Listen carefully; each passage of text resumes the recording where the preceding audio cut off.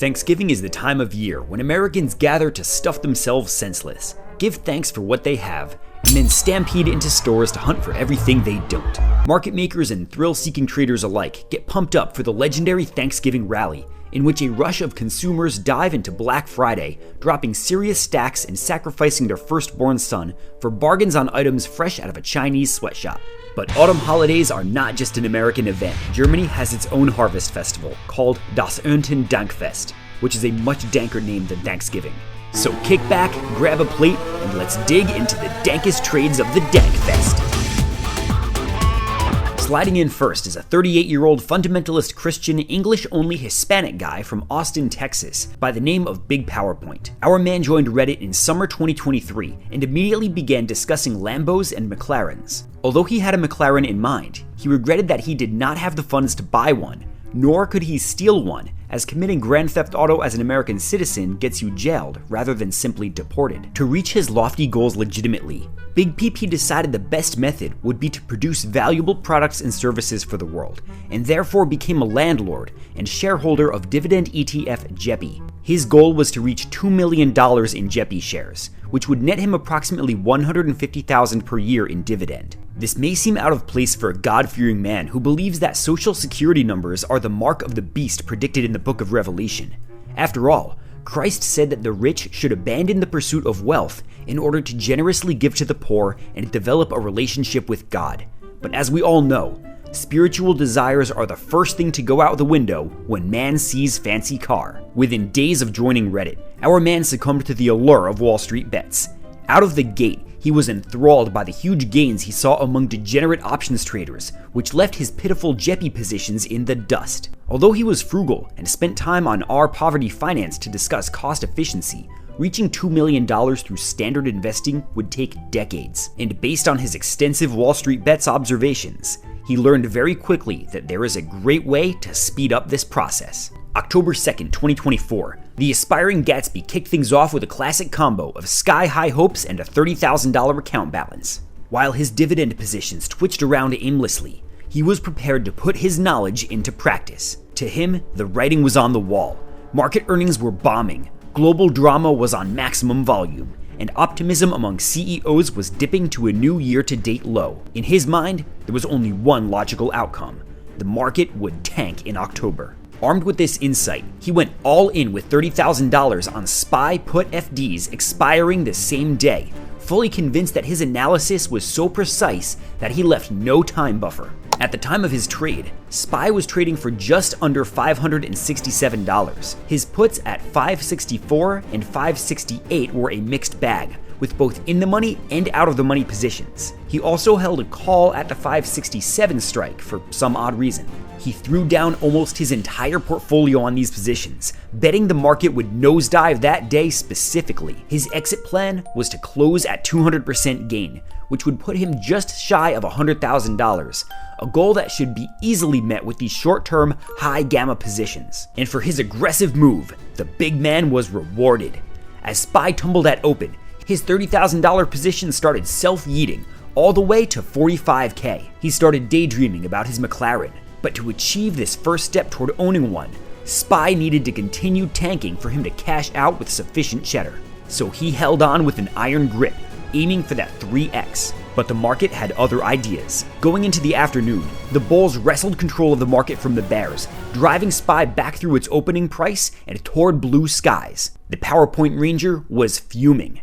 With his puts expiring in a matter of hours, he had two choices: cut his losses and live to fight another day, or hold on and pray that the bears counterattack with maximum force. As Revelation 3:16 instructs, don't puss out when shit gets real. The bulls would have to pry his puts from his cold, dead hands. And that's exactly what they did.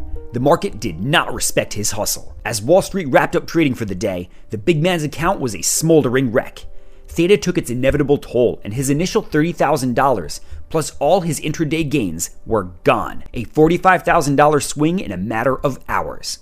He also appears to have lost another 12-ish thousand earlier in the year, but such position is not disclosed, and it is ambiguous if this is a loss from a different trade or an odd display of his intraday total loss. In any case, all he had left was a meager $500 to play with, and a litany of shattered dreams. Other traders relentlessly mocked him for his piss-poor trading and destitute condition, but the struggling trader counter-dunked with an entire post. In his post, he shares his circumstances in a PowerPoint presentation, which does not have anything particularly insightful in it, but he does describe his plan to get his money back, which will require him to double his account 6 times. And to show his conviction, he already had the first doubling complete with a successful SPY call. His next move would be SPY 570 puts, believing the market was overvalued on October 11th.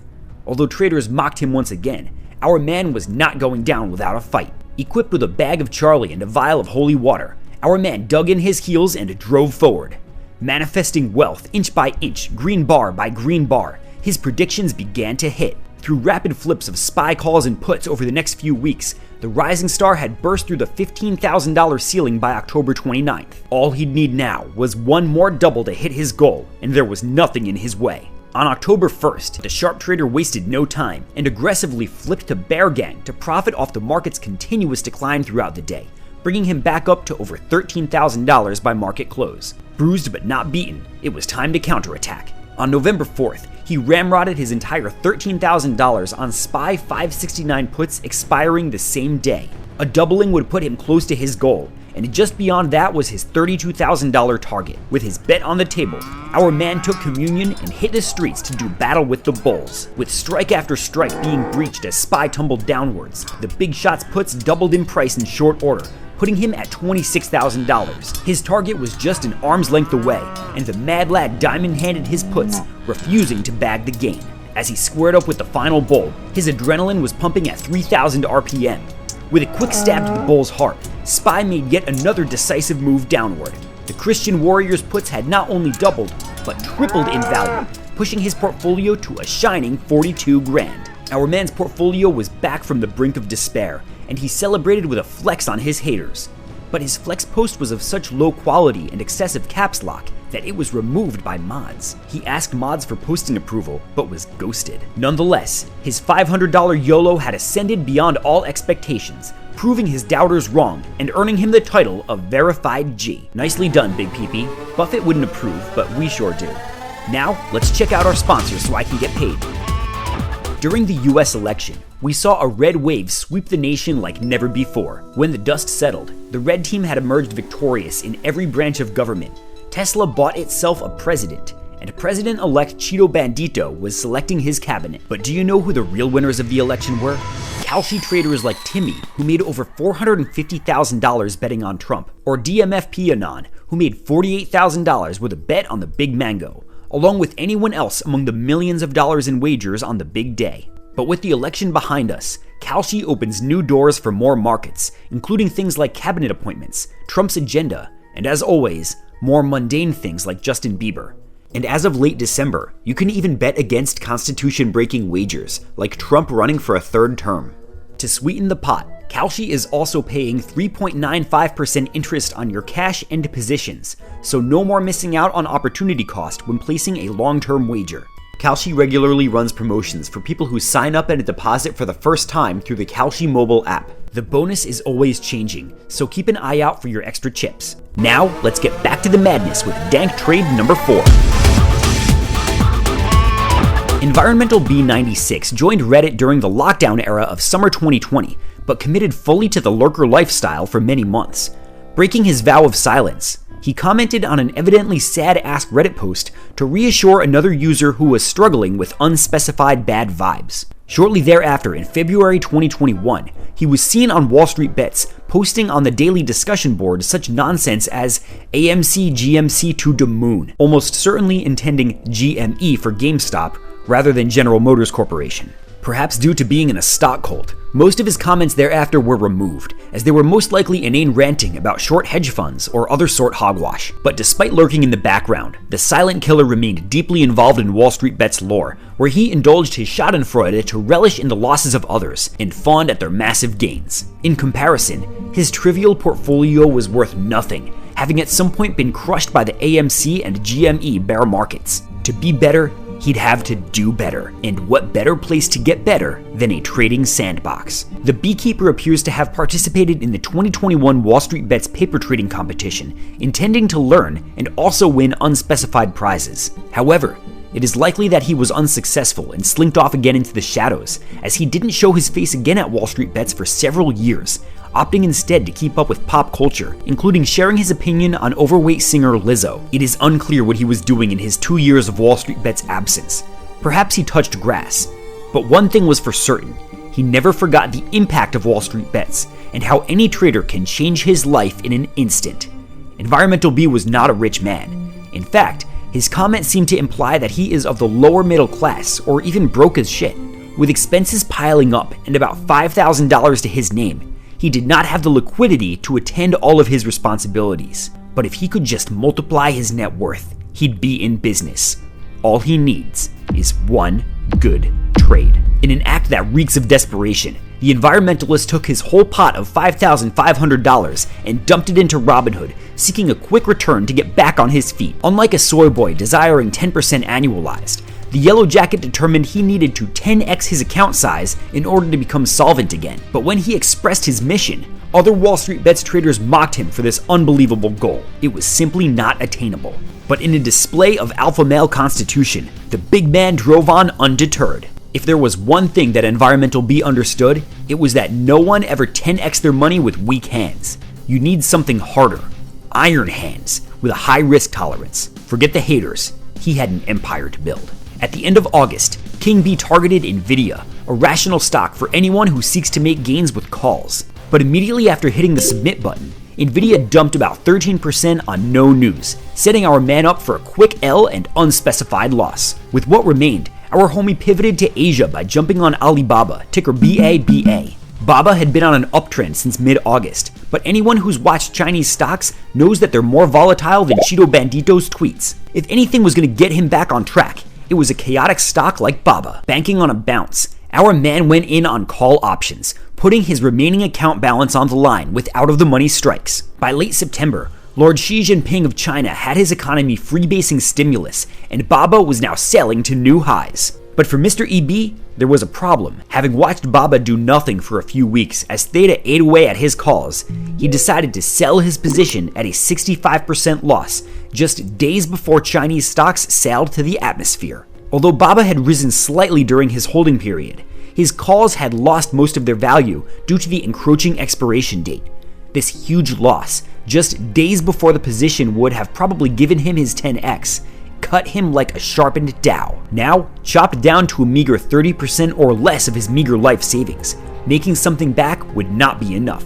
He needed a huge win to turn things around, and what better play than old reliable SPY? Immediately after dumping his BABA calls, the B-man reevaluated the market with the sharp eye of a hawk. After determining that the traditional September pullback was still on the way, the struggling trader decided to empty his remaining payload on SPY puts. As the market had been green so far that month, it would need a sharp pullback to get back to its historical red numbers for September. And this inevitable statistic meant that he would surely print during the September meltdown. And in this final act, he put all that he had to the test. It was do or die. And that's when his portfolio went straight down the shitter. With nothing but adequate news all around, the market had no interest in dipping. Those SPY puts bled his account for 2 weeks straight as he diamond-handed them into dust. As the market stubbornly refused to nosedive the way he envisioned, he was left with just 43 cents to his name. His response to the community's mockery was mixed. Although he admits he screwed up bigly by losing money he could not afford to part with, he simultaneously didn't like getting dunked on by scavenging haters. But despite now having nothing left to pay his bills, the big man assures us that he will return with his next $600 paycheck to take another pass at riches. The next time we see him, he is wholeheartedly agreeing with a day trading commenter by the name of Sofex Algorithms, who gives some good ChatGPT advice like don't trade with leverage. This, at least, is proof of life. While a $5,000 loss may seem like chump change, to Environmental B, it was his world. And now, he will face his daily challenges with an empty bank account. I hope his stinger is sharp because his mind certainly isn't. Now, let's buzz on through to Dank trade number 3.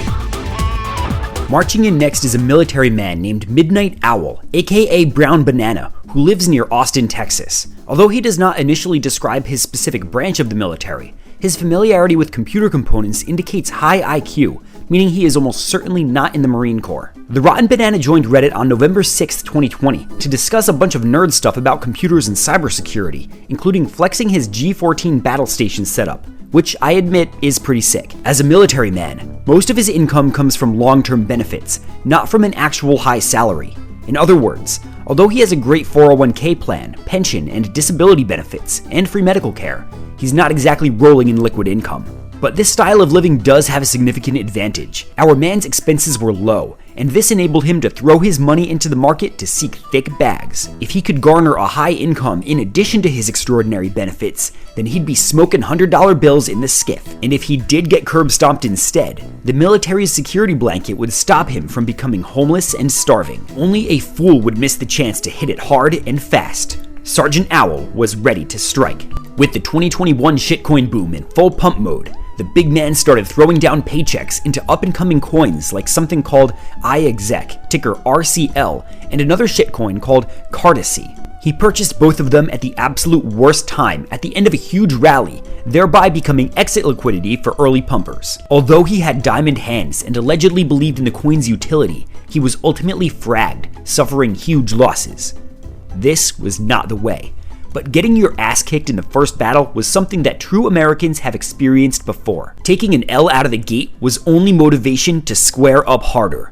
By no means was this fight over, but merely just beginning. For the next several years, the recovering NCO appears to have traded a few more shitcoins like AMP token, but he found it frustrating and his results were nothing remarkable. Instead, he spent much of his productive time talking about more computer stuff, pursuing more cybersecurity expertise, and later revealing that he is an Army Cyber Network Defender, MOS 25 Delta, but he may switch jackets to the Space Force. By March 2024, he was ready to begin his new campaign in the stock market, and for the first time, we see him armed with the knowledge of WallStreetBets. Although he admits he doesn't understand things like theta and delta, it doesn't take a genius to know what happens when line go up. Early March 2024, the Cyberpunk NCO read convincing DD by users KK7755 and Puzzlehead5969 about tickers GameStop, DWAC, and PAA, an oil pipeline company. According to KK, DWAC will merge with Donald Trump Media, which will entice MAGA people to pump the stock like Donald Trump cares about it.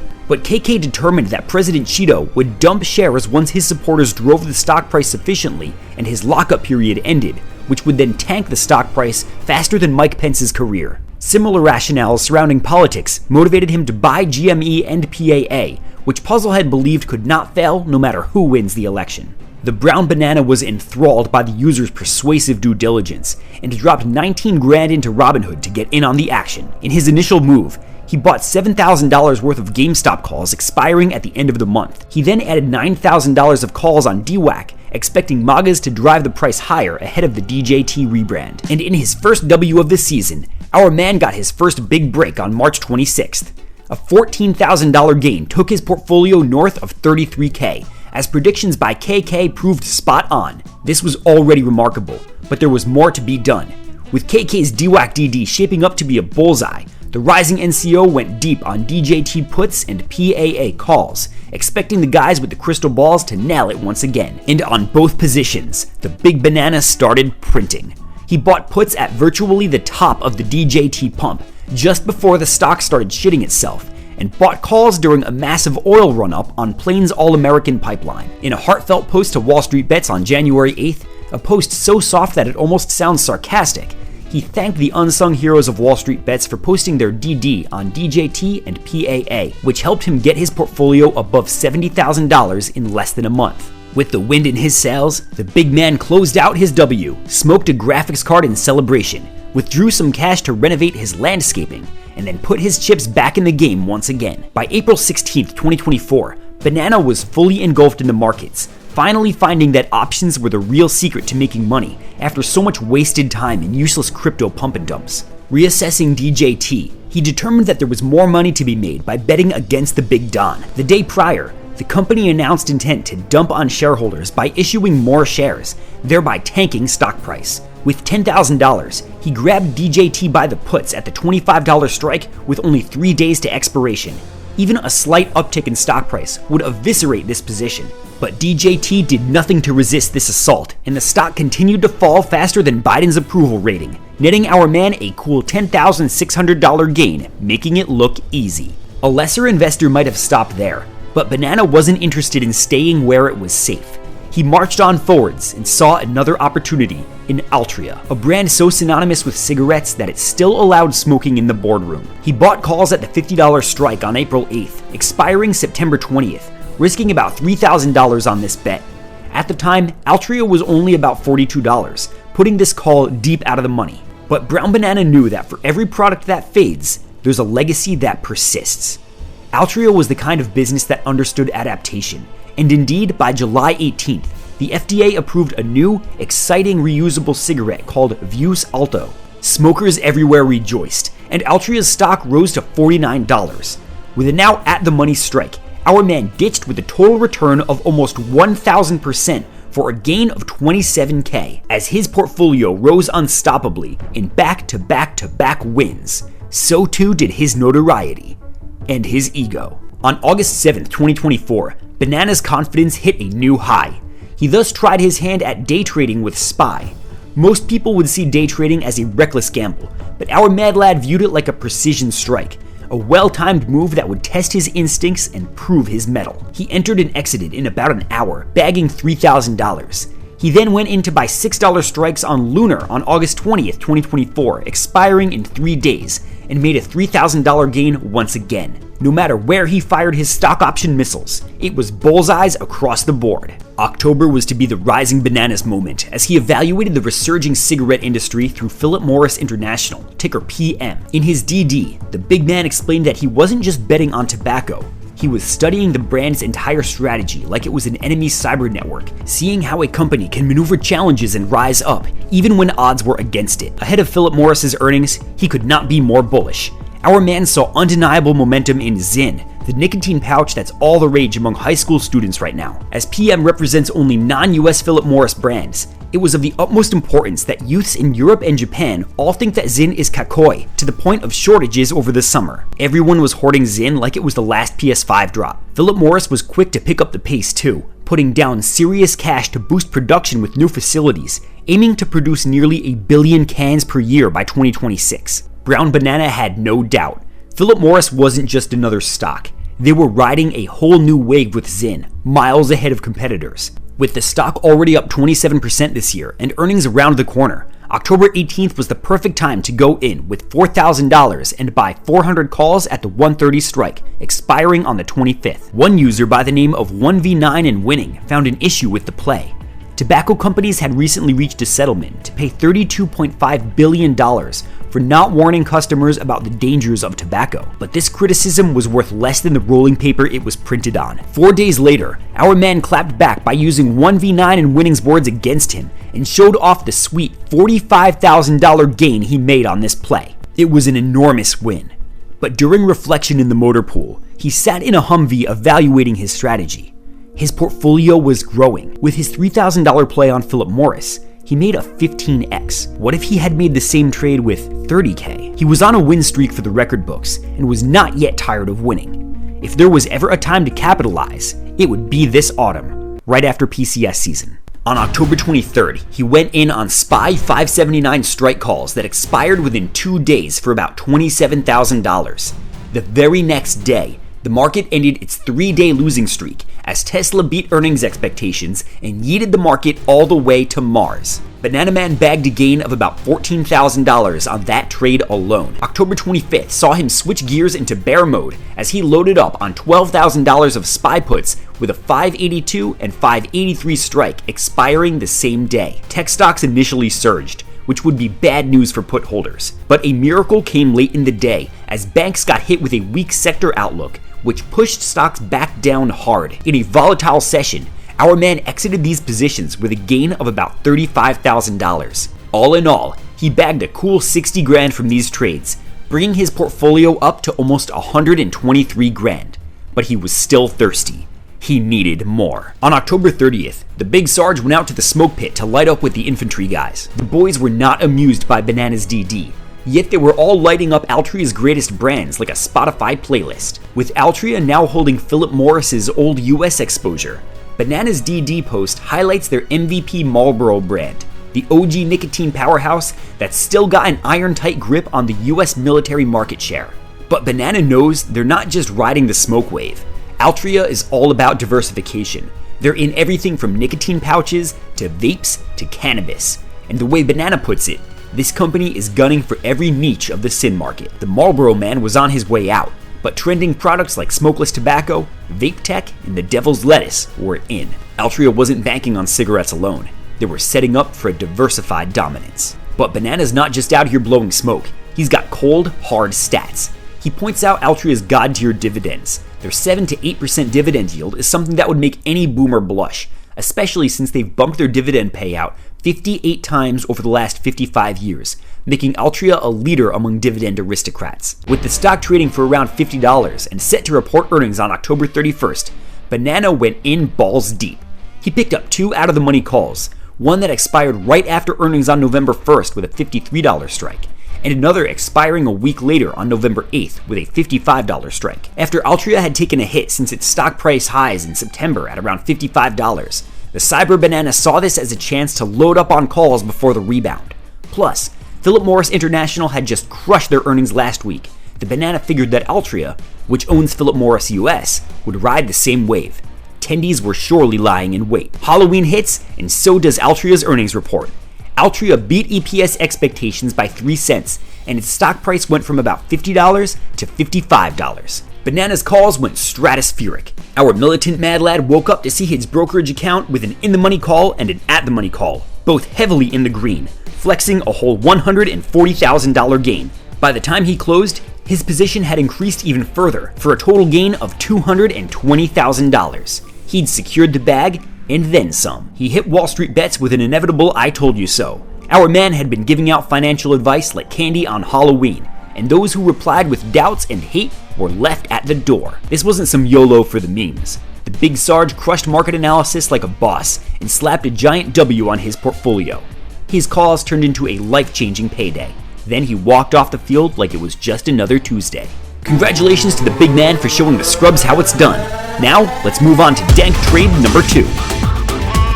Cooking off next is a passionate gamer by the name of Jumal, who joined Reddit during the lockdowns of summer 2020. As a man committed to Vidya, he posted to many gaming subs in the early days of the lockdown. There, he offered helpful tips to his fellow man, including advice to cycle power to the panel, aka turn the PC off and on again when someone couldn't launch Battlefield 2042. But as we all remember, the lockdown era was right bubble territory across many asset classes, and many of finance enthusiasts dabbled in crypto during the boom. His first finance-related comment was one in which he criticized a holder of Ravencoin for thinking short-term when he sold his coins for 13 cents each. Jumal believed this was a better long-term hold, but his assessment proved wrong, as the coin is now trading for between 1 and 2 cents. We must assume that Jumal himself ended up losing on that position, as he stopped showing interest in crypto in that time. He appears to have pivoted into AMC during its 2021 boom, as he posted comments to the AMC sub. However, as those comments are deleted, we don't know if he was there to clown bag holders, or if he was an ape himself. In either case, our man took a break from trading after AMC diluted its shareholders into bag holders, resulting in disillusioned apes. When he made his return in summer 2023, we see a more sophisticated trader who informed a degenerate WallStreetBets trader by the name of It's So Beefy that his Nvidia YOLO was about to get pimp smacked by Theta Crush. The fact that Jumal even knew what Theta is put him in a higher IQ class than other members of the sub. It appears he continued his growth as a trader, as we later see him on our Theta Gang, where he considers running a poor man's covered call strategy. He sought to determine the impact of delta on his overall position so as to maximize his risk-adjusted return. This level of sophistication is beyond the capability of a typical WallStreetBets trader. But despite being on another level of skill, the mother sub has a way of keeping people in the mix, and the nerd investor couldn't stay away, even when he was forced to disparage an unskilled options trader by the name of Zyra for overcomplicating his trades and losing money. At several points, he also indicated bullishness on Micron, ticker MU, and also broadcasted his intention to sell Apple before the Worldwide Developers Conference, believing any positive Apple announcements were already priced in. All of these trades were pretty unremarkable. The savvy trader frequently considered things like options Greeks and fundamental analysis ahead of each play. But surrounded by WallStreetBets traders changing their lives with huge wins, Jumal started to feel like a third-string lineman, watching the starting QB get all the bitches. His conservative approach just wasn't enough. He needed to go ham. It was time to pump up the volume. In September 2024, Chinese Hefe Xi Jinping assembled his squad to reflect on economic growth across the empire. As his various simps reported economic developments in their respective sectors, the big dog grew increasingly frustrated. The Chinese were simply not putting up the numbers that he wanted to see. Rather than just cook the books as usual, Papa Xi decided to take a more pragmatic approach. Juice up the economy with a triple shot of interest rate cuts, bond sales, and deregulation. With some extra economic hot sauce, the big man was confident that the sweatshops would start cranking out more product. The news put the country into euphoria. The bureaucrats rejoiced with rice wine and concubines, since the stimulus would likely predicate the end-of-the-year growth the empire needed to get some solid points on the board. For Jumal, this news was all he needed to hear. As far as our man was concerned, China was really pulling out all the stops. But the astute traders saw this not as a sign of desperation, but as reinvigoration. These policies created the layup opportunity he was waiting for. Chinese stocks immediately kicked off a massive rally. FOMO kicked in as everyone from Manchuria to Tibet threw every last yuan they had into stunk. The stage was set for more gains, and Jumal needed to hop on before he missed the boat. The mailman took a close look at the stimulus plans and determined that fintech would be a huge winner, with even international investors likely to want a piece of the speculative Chinese fintech pie. Performing technical analysis of volume and trend lines, he started screening for stocks in the sector that were beginning to ride the wave of capital injection. He noticed that Up Fintech Holdings, which owns Tiger Brokers, essentially the Robin Hood of China, was getting some serious love from investors. Not only was Tiger in an uptrend, but its daily volume was increasing.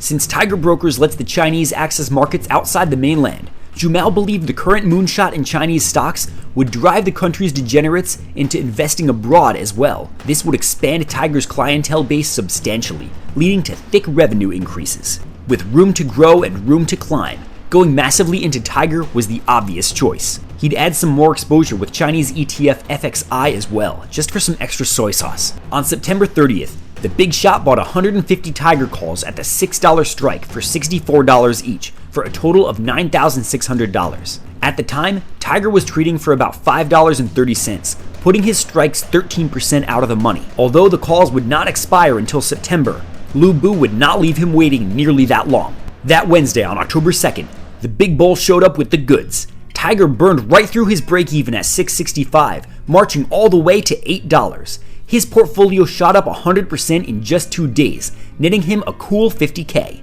But he was not done yet.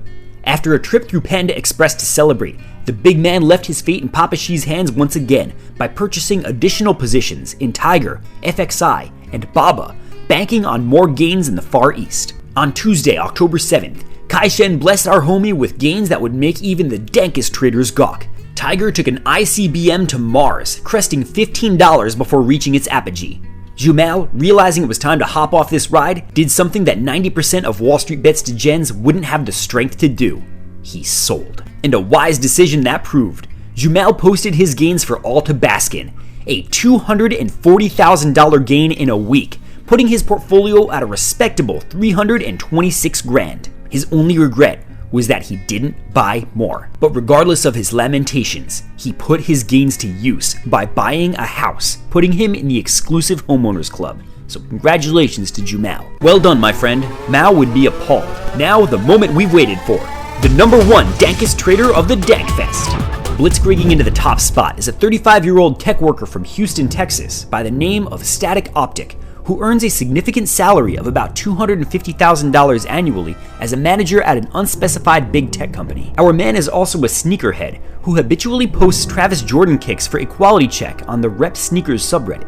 But make no mistake, although making good money in Texas and posting about sneakers makes Static seem like a pretty normal guy, he has a much darker nature just below the surface. For many years, Static had suffered from a devastating gambling addiction. As a fiend for actual casino games, he has continuously, over the last decade, thrown down big money on roulette, craps, and especially blackjack. Between approximately 2011 and 2020, the big man had reportedly blown just shy of $500,000 at casinos. In the process, he had ruined relationships, owes money to family members, and failed at every turn to beat his addiction. While seeking advice on our problem gambling in early 2020, a helpful stranger kindly recommended that in order to beat gambling addiction, he should instead trade stock options. Stock options had defined risk, and properly executed, you can make thousands of percent in gains, but you can only lose 100% of your investment. This would surely reduce his risk, redirect his energy away from gambling, and put him on a better path of financial management. After spending much of his adulthood grinding hard to earn money, only to throw it away at the blackjack table, the struggling tech worker, then in his early 30s, needed to make a drastic change. Our man ditched MGM for full-service broker Thinkorswim in a strong and decisive pivot.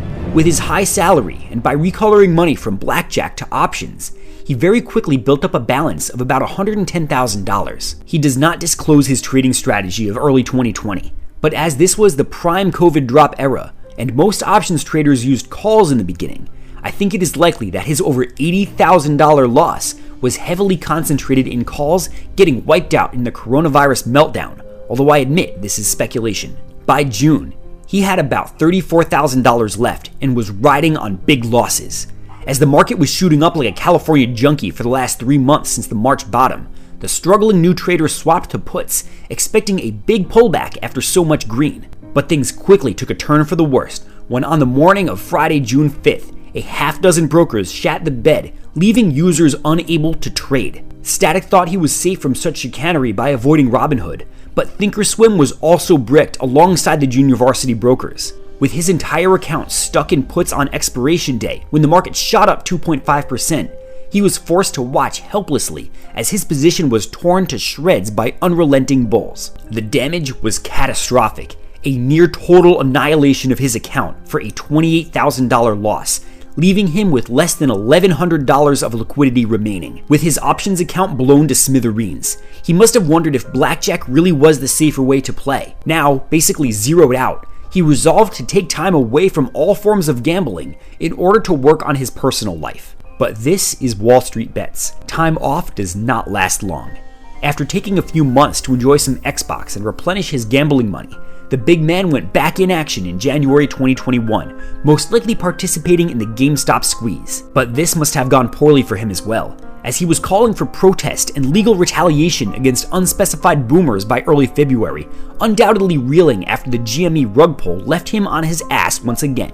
It is around this time that we discover our man had returned to the actual casino as well, and his total gambling losses had by then exceeded $500,000. This is especially painful because the S&P was up over 200% during this 10-year window. If he had just held the most boring positions ever, he'd be a millionaire. But there was no point in dwelling in the past. It was time to look ahead, and as options trading wasn't going any better than the casino, he needed more financial resources to provide liquidity to get him back in the action. By August, he had taken a second job, one of the work-from-home pretend jobs, as indicated by his post on R Overemployed. A second tech job, beyond his initial $250,000 salary, surely put him in the highest bracket of earners. But to a gambler, money isn't a resource for investment.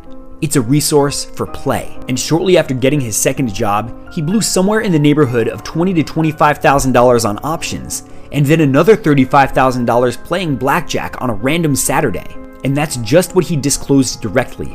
Other comments indicate that his total gambling losses were now in the neighborhood of $600,000 to $700,000, up by at least $100,000 since that February. He also didn't have anyone close who could understand his pain, since no one understood how someone who earned so much money could burn it all to ash again and again until he was as broke as the plebeian cashiers earning $12 an hour. Things didn't get better. In May 2022, he connected with another problem gambler, lamenting that he had lost $500,000 in just the past 4 years.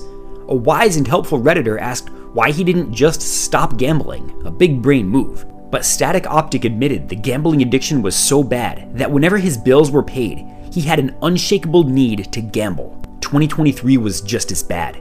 Despite his excellent salary, his total gambling losses were now in the neighborhood of $800,000 to $900,000, with no signs of slowing down. While working 2 jobs, he made much more money, but his gambling losses moved in tandem, draining him of $300,000 to $400,000 in just the last year. Despite earning about $2 million in the last decade and change, he had only $150,000 saved. That's still a decent amount of money for a 34-year-old, but the vampire of gambling continually bled out his money, and it was only a matter of time before things got worse. By January 2024, he had pivoted into sports gambling as well, and actually did make some money initially, although he had to log a Better Business Bureau complaint against FanDuel in order to collect his $10,000 payout. It was barely a dent in the losses, but it was motivation. Gambling could make you rich. All you have to do is win. And he had $150,000 in his bank account to do it. July 16th, 2024, SPY had opened at about $563 and was trending upwards. Our man performed his DD and decided there was no news that merited such an increase. When SPY hit $565, the big man decided that now was the time to indemnify himself. Or perhaps, avenge himself. The static man was sure that SPY was due to pull back the next day specifically. With $150,000 of savings in SoFi, it only took a few clicks to move the whole pot to his SoFi brokerage account. This was a do or die situation. With everything he had, our man summoned the goodwill of Lady Luck as he full ported 2,300 contracts of out-of-the-money SPY puts at the 562 strike expiring the next day. His total cost was $150,000, which was his entire net worth in January. If there was ever a time to cash in more than 10 years of saved luck, it was now. But the market would not go down without a fight. By market close, he was down $50,000, a loss of 33%, with just one more day before his puts expire worthless. Staring at market close, he had 2 choices. He could take the L and move on, or risk it all tomorrow. It wasn't much of a choice at all. He barely slept a wink, knowing that tomorrow could be his last hurrah. But the sun rose. The market opened, and in a moment of destiny, SPY tanked to $558.50, putting his puts more than $3 in the money. Puts that were worth $43 the night before were now worth almost $400 each. Our man's diamond hands were rewarded with massive gains, putting his portfolio at over $800,000 on the spot. As he sought reasoning for this crash, he discovered that hawkish central bank statements had spooked the bulls, and Static went on to thank former and future President Cheeto for the gains. SPY started bouncing at open, and the indemnified gambler quickly closed out with over $760,000 to his name, a gain of $610,000. Mashallah, he would never have to take a job behind Wendy's. And yet, he mourned that if he had held longer and sold in the afternoon, he'd have made another $400,000. That's the gambler coming out. Nonetheless, this $760,000 net worth is a life-changing gain. And although he is still down from his gambling losses over 13 years, we should not look at this as a smaller L, but rather a near-complete indemnification. Our man was healed, his portfolio the largest it has ever been, and a new dawn awaited him. You might expect that a gambler would simply go back in and chase his remaining losses, or go on for an even larger win. But Static Optic appears to have seen the light, promising himself and his adoring fans that he intends to dump it all into a high-yield savings account to earn what was then 5.5% interest. This conflicts with later comments of buying a house and car, but at least a house will hold its value, unlike a blackjack hand. Further, he tries to explain that he had already recovered his $1 million of lifetime losses between April and June, and that the $760,000 portfolio is in addition. However, I see no evidence of this personally, and I would be extremely surprised if a guy who shared every aspect of his life simply neglected to mention his $1 million gain. In fact, all of the evidence I see indicates that he did not make any money between April and June. I believe this is what the kids call cap, but if that's what he wants to portray so that he can move on with pride, then so be it. The last thing I would want is to see a bunch of people telling a gambler that he's actually still down $250K. After facing multiple hard years of taking consistent L's and marching forward when no rational man would, our man stared the abyss right in the face and came out stronger than ever, ready to face the day a smarter, cleaner man. On his long march, he faced depression, sleepless nights, divorce, and worse.